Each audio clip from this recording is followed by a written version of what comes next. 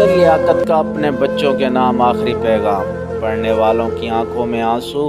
आमिर लियाकत मरने से कबल अपने बच्चों दुआ और अहमद के नाम एक पैगाम लिखा, जो कि सोशल मीडिया पर शेयर किया जा रहा है। डॉक्टर आमिर लियाकत के इस दुख भरे पैगाम में अपने बच्चों को न सिर्फ नसीहत की, बल्कि अपनी ज़िंदगी में आने वाले मुश्किलात से लड़ने का जिक्र भी किया था।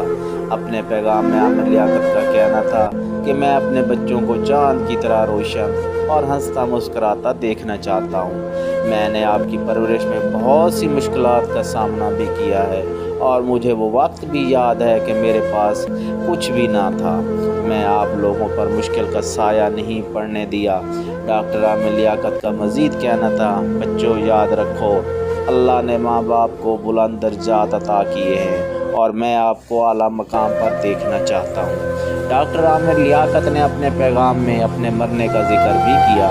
उनका कहना था, मैं चाहता हूँ मैं जब मरूँ तो लोग ये ना कहें कि आमिर लियाकत का जनाजा जा रहा है, बल्कि एक अजीम ग्राफिक डिज़ाइनर, दुआ और आला इंजीनियर के वालिद के नाम से जाना जाऊँ। डॉक्टर आमिर लियाकत की अपनी पहली बीवी के इख्तिलाफ़ात के बावजूद ये भी नसीहत की, माँ की इज़्ज़त करना, क्योंकि वो न सिर्फ तुम्हारी माँ है बल्कि हमेशा रहेगी।